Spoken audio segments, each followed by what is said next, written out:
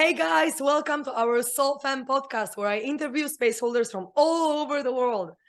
I'm your host. My name is Karolina, and I'm the connection catalyst and manifestation mentor. Today on the show, we have Vanessa Seymour, the intuitive business coach. Welcome to the show, Vanessa. How are you doing? Thank you so much. I'm doing very well and I'm so excited to be here. Thank you. I'm super excited to be here too, especially that we tried to meet on this podcast, I don't know, 5 times or I don't know how many I times. know, right? I And know, like every we were time saying something before. came up. I know today's going to be so good because we both worked really hard to be here. Exactly, right? We put a lot of intention and energy to be here, but also the topics are going to be really exciting because I recently am really diving more and more into business, and especially intuitive business, especially running the business from also the feminine standpoint and not only the masculine Mhm, standpoint, how we've learned. Because for me, mhm. at least in my life, I didn't have many examples of women that are successful as business women. I had a lot of examples who were men, high achievers, working hard, putting like 14 hours a day sometimes of work. And I was just like, either I'm not meant to the business or I need to find a different way to do it because this is not aligned with me at all. So, I found myself questioning it maybe like at the beginning of this year and before that. And so it's perfect alignment that I found you as the intuitive business coach to talk to Absolutely. you because it's a perfect time in my life as well where I would need your advice. And I'm sure that everyone who listens will also get a lot out of it. So let's start with your little backstory. I would love to know what has led you to be on this path of becoming the intuitive business coach. Okay, absolutely. Honestly, to start off for me, I think I have always been drawn to entrepreneurship and to creativity, to that artistic side, to storytelling. I think those are the three things. It's creativity, storytelling, and then entrepreneurship that has, for as long as I can remember. We could go back to like me being a little 12-year-old or a little 6-year-old. I think I was always like, I want to do something by myself and for myself. I think that was the big guiding light in my life always. And when I was like when I was younger, all up until like high school, I really wanted to study fashion design. That was my dream. And I've always been very, very ambitious. If I have a dream, we will do everything in our power to make it happen. So at 18, I graduated high school. I went off to university. I moved to New York and I was studying fashion when I was there. And I had spent my entire life up until that point wanting to study fashion. I had spent my entire life wanting to go to this university that I got into. And once I got there, my entire body just knew I wasn't meant to be here. And it was a very, very hard 2 years really for me. I ended up dropping out of university twice. I dropped out once. I was like, no, no, no, I still want to do this. So I went back, dropped out a second time. And it was the first time in my life that I really struggled with anxiety. It was the first time in my life where I was like, I have all this ambition, I have all these goals, but for some reason, my body keeps saying, you're not meant to be here. You're not meant to do this. And that was then manifesting as anxiety. It was manifesting as panic. It was manifesting as me like losing a bunch of weight, being uncomfortable. It was life just did not make sense for a few years there. So I did eventually drop out a second time and I went back home for a little while. And then I moved to Canada and I started studying visual arts. Um, During this time too, I also started yoga. It was one of those things that my mom had always practiced. And when I was struggling with my anxiety, I was struggling with my sleep in specific. That was kind of why I started yoga. Was I was struggling with my sleep, and my mom had been like, come to this yoga class with me. She had been going to this teacher for years and years and years. And I went. And I really went first to learn some breath work to help me with my sleep, but I really fell in love with the physical practice. And I'm going to be completely honest, at the start of my yoga journey, it was the physical side of yoga that I loved. I loved like learning to do things with your body, how practice could improve what you could do with your body. I'd never been an athletic kid whatsoever. I love being inside. I love clothes. I love dressing pretty, and that was always what I loved. So it was the first time in my life I started to learn how you can move your body in different ways, and I found a way to move my body that I really enjoyed. And all through university, I learned yoga for about 2 or 3 years before I did my teacher trainings, and then I started teaching. And teaching is really what got me on the path of learning how to start and run a business. It started, with social media. At the same time, I started, learning everything about marketing that I could learn, every single thing that I could possibly learn. I took every class that I could. And then through building a brand for myself on social media, I started having other people ask me, and even like companies and things like that. And that's part of the work I do today is I work with small businesses, I work with startups, and I handle their marketing and their social media. But that was kind of where it all began for me. But it was that mixture of having yoga and then learning how to price myself, how to sell myself, how to market myself, that really brought the mindfulness and the intuitive part of business and blended it for me. And it took me a long time to be able to even say, this is a different way of doing business, because from the start it almost felt like that was the only way that I knew, but it was always hard to communicate that with other people, because I was like, I know what I'm doing, but I don't quite know how to communicate that. And it took me a few years to learn how to do that. And I think the last year of my business, and even more specifically the last 6 months, I've really honed into, this is what I want to help other people do, this is what I want other people to feel as well. That's so beautiful. Thank you so much for sharing. And so a question comes to my mind when I listen to your story, because you've learned all these like methods and techniques, and you learned all about marketing and sales because you loved it, because you wanted to learn it, Mm-hmm. right? But what do you do when someone is not maybe that big, like, I don't know, that much passionate about marketing and sales, and they are like, I don't actually feel like learning all these things. Like I want to know how to run my business, but I feel a little bit of resistance. I mean, for me, I'm kind of like in between. I don't resist it, and the more I know, I'm more interested in it. But at the beginning, I was like, absolutely not. I don't want to know anything. Like, it's not fun. But also because of my limiting beliefs, right? And now I don't have these limiting beliefs, and I feel like marketing and sales can actually be beautiful and aligned with your soul. But what if someone is like, okay, I don't want to spend like hours learning about marketing? How does that let's say collide or connect rather with the intuition? Do you need to have tools in your toolbox and knowing about the stuff for your intuition to pull out information what you need? Or is it like, okay, because we are connected to the wisdom of the universe, we don't actually need to know all these quote unquote physical stuff, or 3D stuff in order to actually know what we're meant to do in our business? Yeah. I love that question, first of all. Absolutely love it, because I think there's so many parts to it and there's so many facets to it that we could go into. But the main thing that I would say first is, sometimes we attach, like, the word marketing has such a masculine energy attached to it, right? And these masculine ideas attached to it. And sometimes you just have to take that away even. And I think there's different ways, you could learn from someone who's on the Forbes list, they've done marketing a certain way, you can learn from them, or you could learn from someone like you and me. And I think that in itself will change the experience of what it is you're learning. And I'm not saying I'm right and they're wrong, or they're right and I'm wrong. It's not that at all. But it is, if you're going to approach it, there are ways you can approach it that would better fit with where you are and what your needs are. And kind of going back to your story and how you were talking about how when you started, you were like, I can't run a business in that way. And that's fine. Some people can, but there are other ways to do it. There are other ways to approach it as well. And it's really finding what works for you and what works for you even in this phase in life. I don't even like to say this might not be the way you do it forever, but in this phase in life, this is what works for you.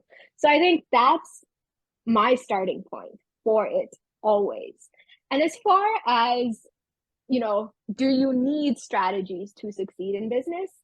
I think there's really three things I think you need. Is first, you need determination. You need that ambition. You need that inspiration. And then you need to be willing to take action. And that's the most important part.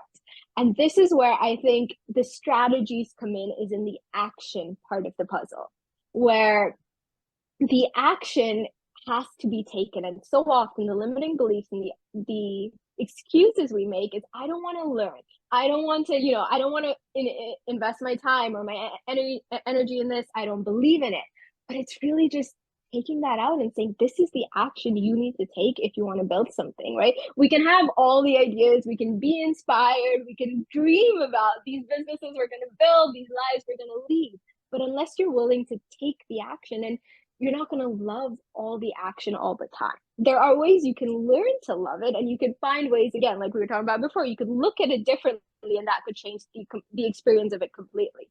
But you are going to have to get uncomfortable, and that's a big part of building a business. And sometimes uncomfortable can be showing up on social media, right? I'm not confident enough to show up on social media.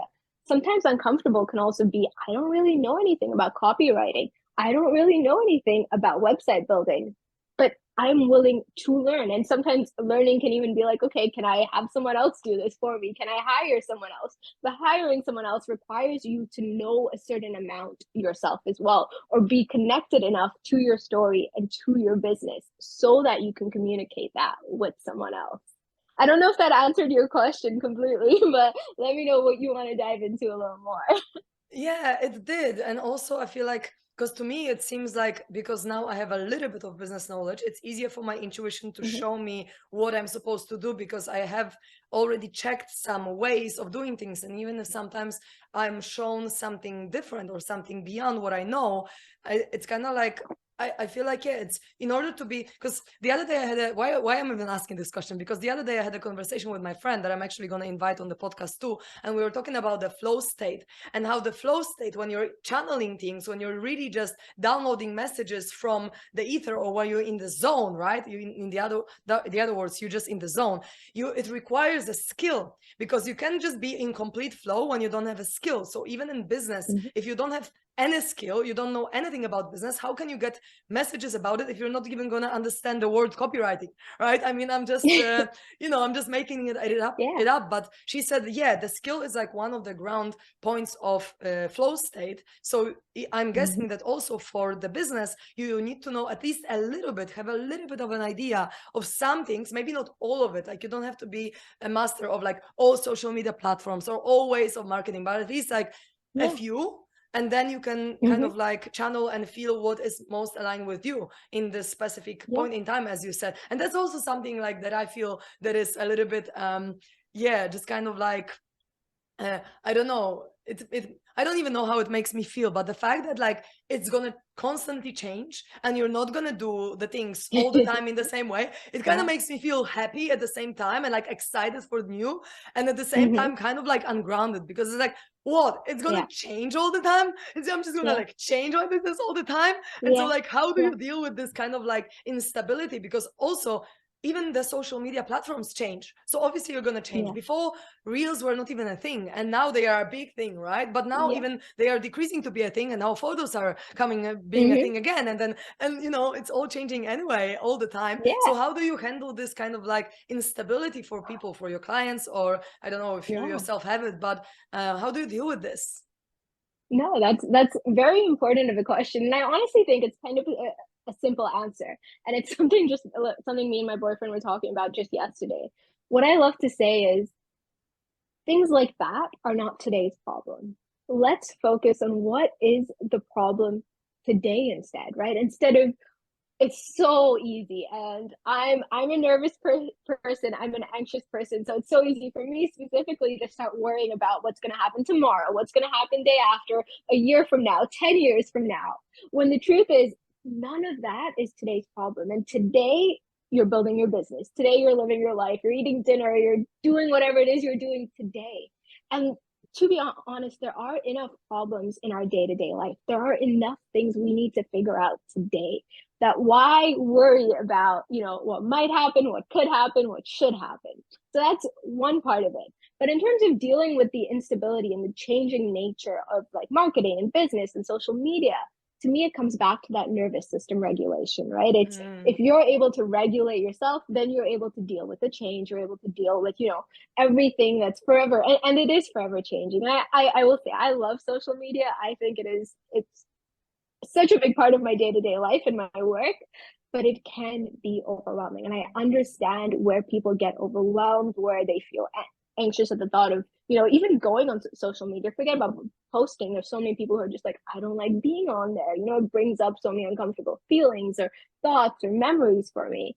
And this is where the nervous system regulation comes in. This is where, it's so important for me to prioritize time in my day-to-day life to meditate, to do my breath work, to do things like that. And I like to say, I'm not just doing it so that I feel better in my life. I'm actually doing it for my business as well. Because when I have this time, to regulate, I'm able to take better decisions in my business. And, I'm sure we're going to dive into it a little bit more, but that's where that intuitive part of business comes in for me. It's me taking the time to go inside, to regulate, to breathe with my body, to move with my body, to release.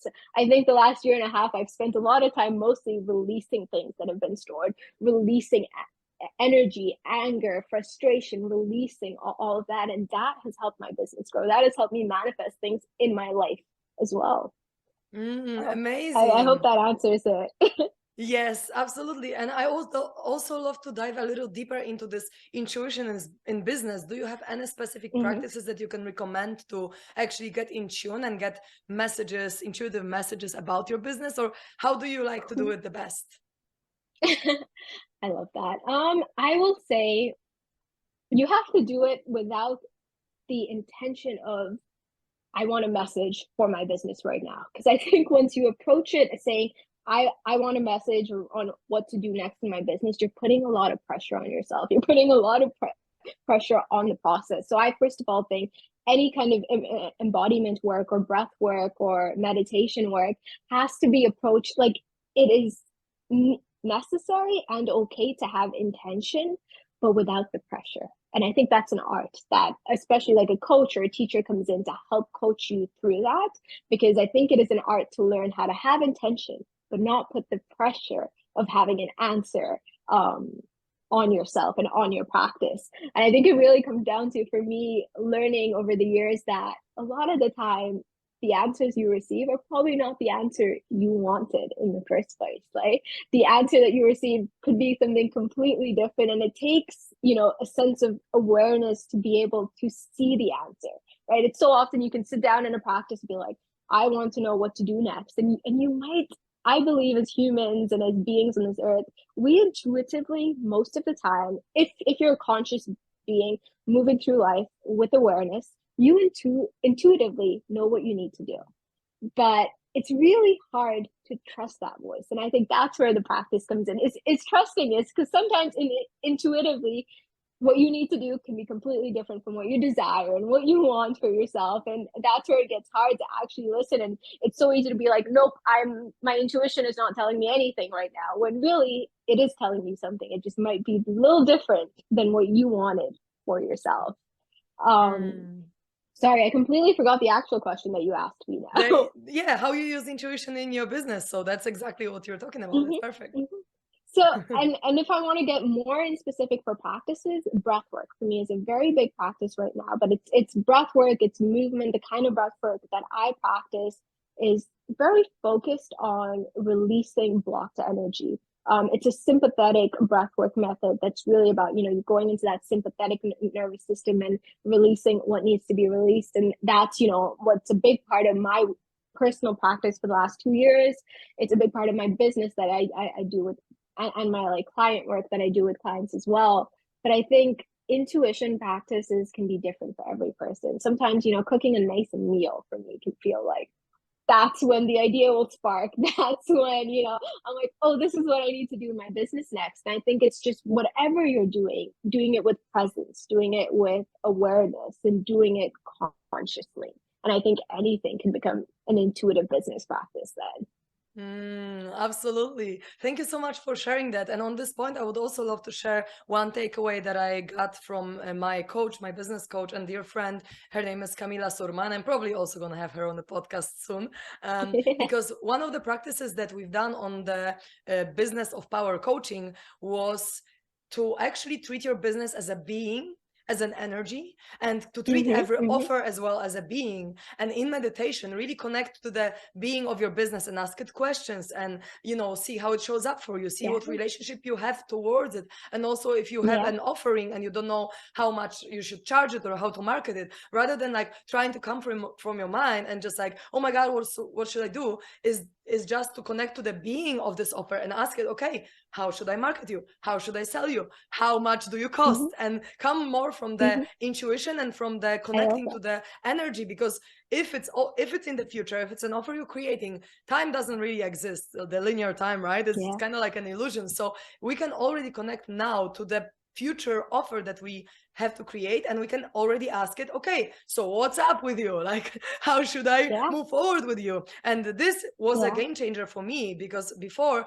I didn't even know that I can use my intuition and my feminine energy and my sensitivity and my vision and my third eye to actually get messages about my business in this way. So I just wanted to share it, because I feel like for me it was one of the most valuable takeaway from this whole few months business coaching. So I hope that you guys will try it, everyone who listens, and tell us in the comments how you're going, if you received some beautiful messages.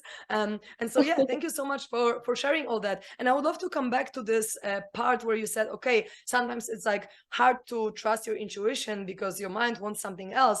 And you told me before we started recording that recently you've created a new Instagram profile because you want to be clear on what you're doing now. You finally have clarity on what to do. And I'm now at this point in my life where I'm a multitasker. I love to do a lot of different things, and I'm also a manifestor generator, human design. So I love just putting my energy into many different directions, because that's what kind of fills me up. But I know that many coaches say, okay, focus on one thing, at least at first, and really craft it and really craft this offer, and only then expand.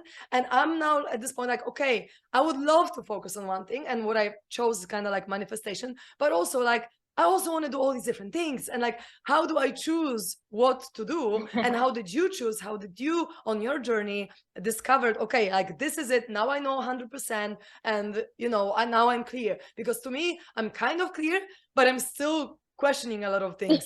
So I'm curious about your journey, how you discovered the clarity. Okay, I love that, because it's so fresh. I think I'm working on how to share it, so this is kind of perfect to learn how to share it. But like I told you, I kind of started as a yoga teacher, and then about a year and a half ago, I would say, I moved more into breath work, and more specifically the kind of breath work that I was talking to you about, that focuses on the sympathetic nervous system. And I felt like my Instagram business very much focused on that, and it was focused on nervous system regulation. It was focused on intuition. It was focused on the feminine. It was focused on energy. It was focused on how to deal with anxiety and overwhelm and things like that. And then on the side, I almost had another business running, where I was doing social media work, content creation work for companies and for businesses. And I loved both of these works. And for a long time, I thought I had to keep it separate. I thought I had to have, this one face on here that did the energetic work, that did, the breath work, the yoga. We do all of that over here. And then over here, we do the content creation. Over here, we do the social media work. We're doing the marketing work. But I will completely say I'm not your traditional social media strategist. I'm not your traditional social media manager and things like that. And I realized that, like, even my work over here was very much, I was only able to do this because of all of my work that I was doing in this side. And it took, a little bit of confidence. It took a little bit of talking to myself, because I'd almost created these two personas for myself, where I was going to go into my feminine side over here, and then this was more masculine, which is not entirely true, but that was just kind of how I had labeled it in my mind, where I was like, this is going to be, I show up professional, I'm going into like big companies, big businesses, so you have to look a certain way, you do it a certain way. And over here, I could be a little bit more flowy, a little bit more relaxed. And it kind of, for me, got to a point where they were both growing, and I couldn't actually have them be separate anymore. Quite in my physical life and what I could hold, I was like, I cannot hold these two things as separate anymore. And more than that, I didn't want to, because I constantly felt like I was being pulled in one direction. If I was being pulled too much in this direction, no energy was being given here, and I felt that. And I was getting pulled in this direction, I was like, oh, but I have all this work over here, and this success that I'm experiencing over here. And the storytelling aspect of social media and of content creation is, something I believe I'm very good at. It's a big part of the work that I do today is really, honing in on the stories, pulling them out, and then telling them through content, through video content in specific is what I specialize in. And storytelling has a very energetic aspect to it. Is how do you find these stories too in the first place, right? And I think it was storytelling for me, and realizing that what I am good at is storytelling, and what I want to help other people get good at is storytelling as well, because I think storytelling is one of the most important parts of marketing and of social media marketing in specific. And that was something that I can't say there was like a light bulb moment, because there wasn't one, but it was months and months of me exploring and trying to put into words. And if you want to practice for how to do this, it was journaling for me. Every single day, I'd say, what do I want my business to be? What do I want it to do? And who do I want it to serve? That was another big question I would journal about day after day after day for months on end. And it would be, the same thing started to show up, where I want to bring these two worlds together. I want to find a way to communicate this together. And that was kind of how I did it. There does come a point, I think, in anything where it's so easy you could journal about it forever. I could still be talking about it and being like, oh, I would really like to do this. And there did come a time when I had to be like, okay, I have to actually take action now. I actually have to do it. I have the ideas, and I'm a big believer, your ideas do not have to be 100% formed before you, start to create them, before you start bringing them to reality, because they're going to keep changing as you change, and as life changes and the world and the situation around you changes, they're going to change. So you only really, I would say, have to have like 80% of it figured out, and then go for it. Sometimes you could even have less. If you have the confidence, who cares if you have less of it figured out? But what you really need to have is that belief and that motivation and that willingness to get uncomfortable, because it is going to be uncomfortable. This is, I think, a big thing with feminine business, where, you have to feel good. There's a big part of business that requires you to step outside your comfort zone. That's such a big part. And stepping outside your comfort zone is always going to be uncomfortable. Now, different people might feel that discomfort on different levels and things like that. And that's where I think the energetic side and the nervous system regulation for entrepreneurs is so important, because your work is literally to stay outside your comfort zone. So you have to be doing something to help yourself through that, and to actually be able to do that and sustainably do that. You could probably do that for a month, but you're going to burn out. And that's not the kind of businesses we're trying to build, right? We're trying to build the businesses that are going to support us, going to support our families, and are going to leave legacies behind. And you have to be taking care of yourself while you do that. Then you have to be taking care of your nervous system while you do that. Beautiful. Thank you so much for sharing. This is amazing. Absolutely love it. And so you mentioned the art of storytelling, and you're an Mhm. expert on that one. So I'm curious to know any tips and tricks that you have for us, especially from like a conscious entrepreneur business perspective, because we probably can find a lot of information about it online. But that's why I run this Mhm. podcast, to actually really select the people that I'm learning from, that I know that are heart-based, that I know that practice yoga and breath work, and these people have usually a little bit of different perspective on Yeah. business and generally life. So I'm curious to know, from your perspectives, what are your most valuable tips and tricks for the art of storytelling? Okay. The one that is coming to my mind, there's two actually that are coming to my mind right now, just because I was literally before our call creating content about this. But the one is, you can never tell a story enough.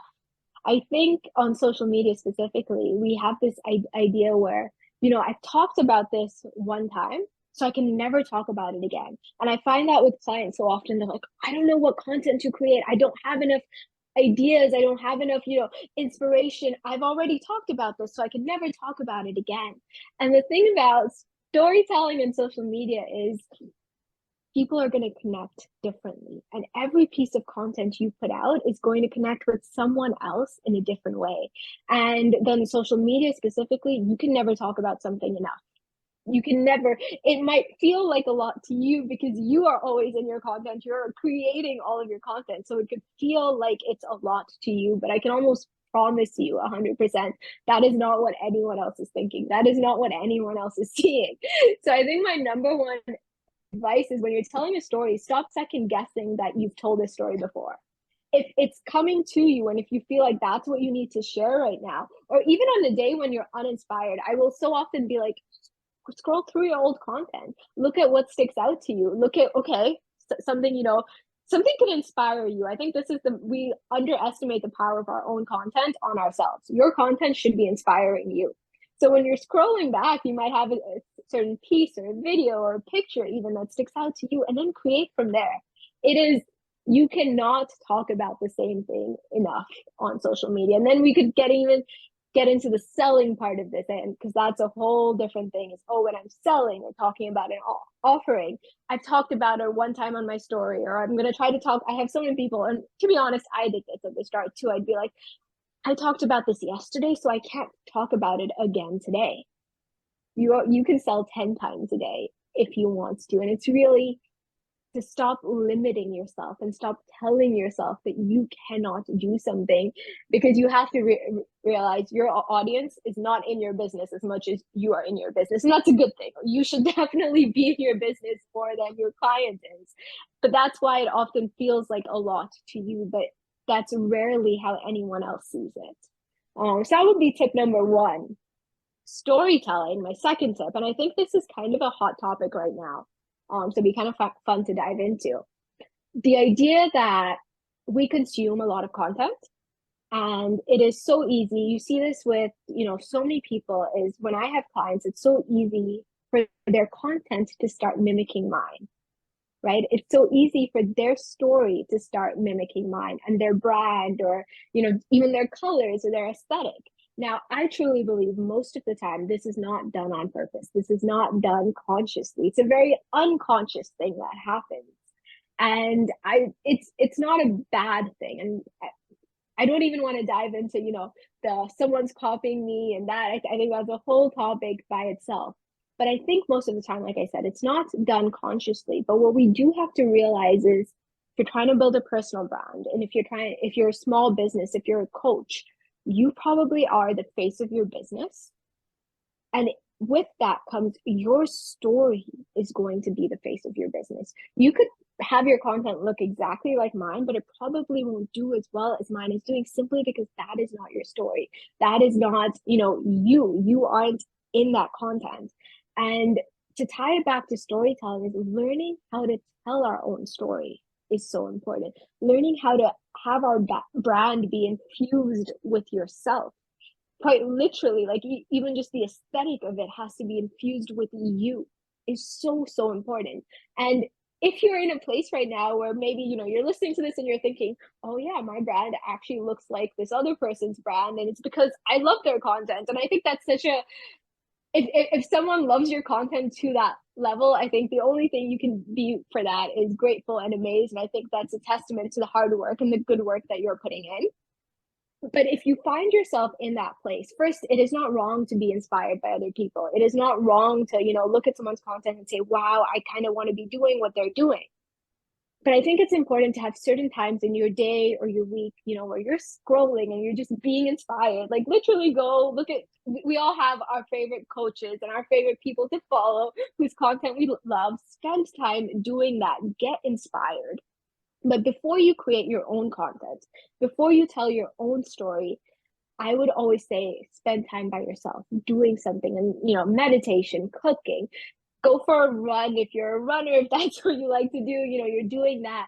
But really spend that time connecting with yourself, and then create without the pressure. It's so easy, I think, especially, when you're like, I don't want my content to look like someone else's, and you put a lot of pressure on yourself, and it's really hard to have something authentic flow out of you then.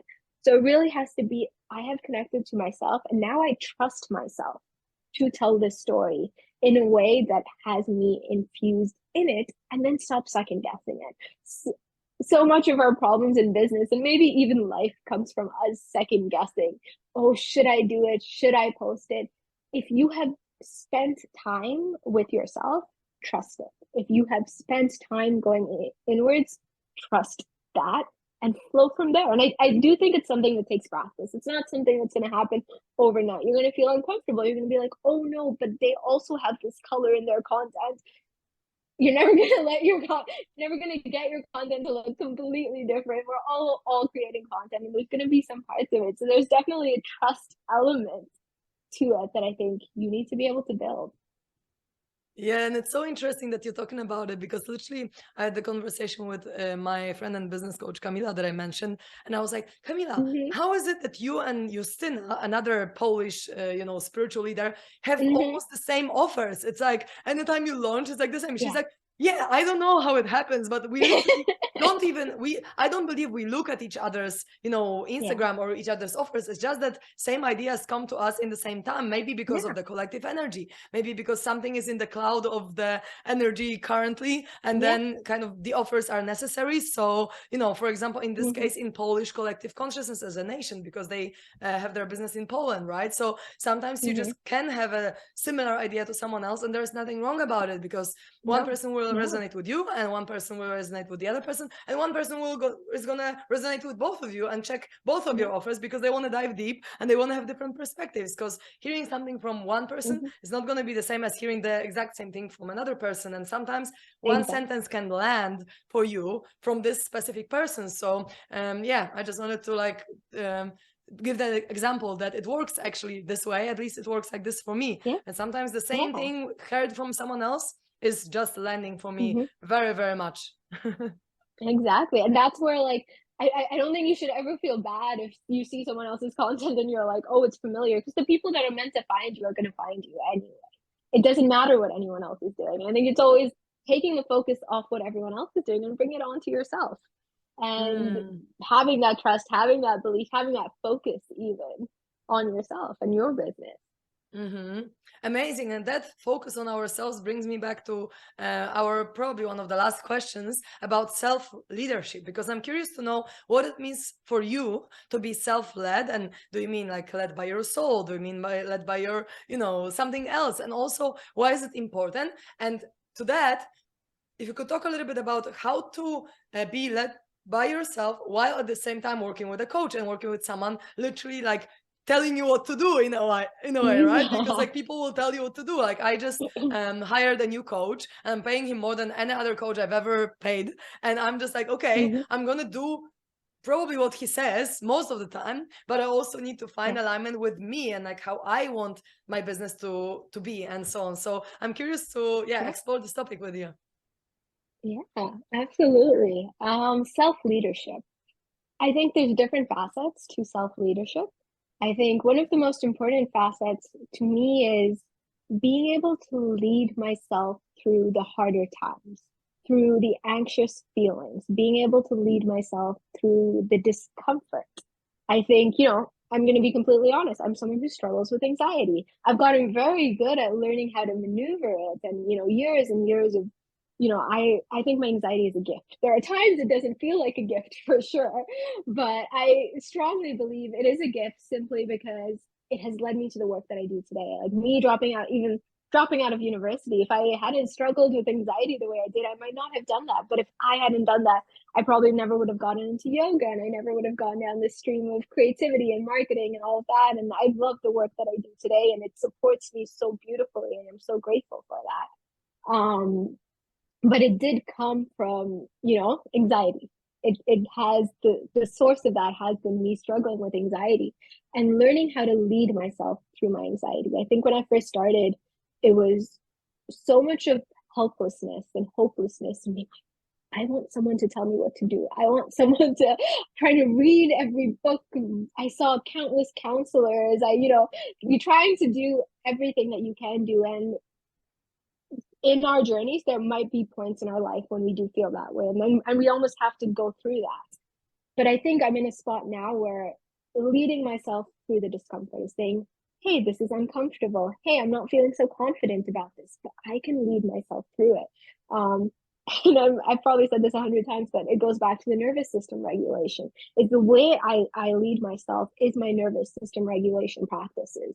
The way I lead myself is, affirmations and coaching myself at the end of the day. And that comes through practice. The way I lead myself sometimes is signing up or hiring a coach or a business coach myself. That is me leading myself by taking a decision to support myself. I think that is self-leadership as well. So that's, I think, one part of self-leadership. And the second part of it, I think, is more focused on who do I want to be? And who do I want to be in my business? Who do I want to be in my life? And being okay with that idea being different from my best friend or my boyfriend or my sister or, a stranger on the street. I think it's so easy to compare ourselves, right? You see someone else doing well in life. And I highly believe that comparison is not bad. I think comparison it can tell us a lot about what it is we want in life if we're willing to view it that way. And an example of this would be, you see someone else doing really well in their job and you feel a little jealous. Now, jealousy is not a bad feeling. It's a human emotion. We all feel it from time to time. And what I can do is sit with myself and say, hey, I'm feeling jealous. Why am I feeling jealous? She just got this promotion at this big corporate job that she's working on. Do I want that? And maybe the answer is yes. And if the answer is yes, okay, I need to relook at everything that I'm doing in my life to figure out how I can also go down that pathway, right? And again, jealousy can inform you, can tell you what you want that you might not have known before. Or I could see that and say, no, that's actually not what I want for myself. Like I'm happy for her and I'm, a little jealous of the success she's experienced. Again, jealousy is not bad. I can be happy for her. I can be proud of her, but I can also experience a little bit of jealousy and that's okay. But what I want is different. And if what I want is different, if what I want is, to have my own business, be living in the Maldives, this isn't actually something I want for myself, but if that is what I want, the path I'm going to take in life is going to be different than the path she's taking. And I think that is a big part of self-leadership, is being able to look at the things that you want and then figure out how you're going to get there, how you're going to do it. I think one of the big things in life and business is just figuring out what we want. That requires a lot of consciousness, a lot of awareness, and that's, I think, one of the biggest things we need to be doing. Yeah, and I then know in there this was case, a second part to your question. yeah, the but coach. I can't remember what it is. I'm gonna remind you now, and then I guess what you just said. If the coach tells you you should do this or that, then if you know that it's something that you don't want, you're not gonna do it because it feels out of alignment. Or maybe that's something that you're not gonna do now, but then after you go through some triggers, some resistance, some childhood trauma, something that is stopping you from actually stepping into this, you can do it afterwards. But for now, you can just stick what's aligned with you in the moment. Yeah, the second part is about what if the coach tells you you shall do this and then you don't want to do it. I think it comes kind of what we've said multiple times today or this afternoon is you got to be, you have your coaching session. We can get super literal over here. Is you do your coaching session, but then you have to be spending time with yourself, right? You're spending that time with yourself, with your practices, and that's how you learn what actually works for you or what you need to do next. Is coaching is so valuable, but if all you're doing is sitting there for an hour or 2 hours with a coach and you're not actually spending time to take it in, I actually don't believe there's much point to the coaching, man. I think a lot of what lands is going to land sometimes after the session once you actually spend time with yourself. Like, yes, we all have those aha moments during a session, but the really good stuff sometimes has to come when you say, whew, I'm going to spend this quiet moment by myself. How am I feeling? What am I going to do? What am I excited to do? What am I inspired to do next? Amazing. Thank you so much for sharing all that. This is really, really valuable. I'm loving this. So I have one last little question to you. What's the best way to find your contact, to see your presence on social media for people who want to dive more into what you're creating? Well, right now it would be Instagram and TikTok. And my name on Instagram is the Vanessa Seymour. On TikTok, it's Vanessa Seymour. I also have a website, which is vanessaseymour.com, which is currently undergoing a bit of a change. But I would say if you want to connect, Instagram or TikTok are always the best places. Amazing. Thank you so, so much, Vanessa, for finally making this podcast happen. Thank you. Thank you for having me. This was so, so lovely. And I love your energy. Thank you. And I love yours as well. Hopefully we can connect sometime in the future again. Sending you much love and gratitude. Thank you so much. Thank you.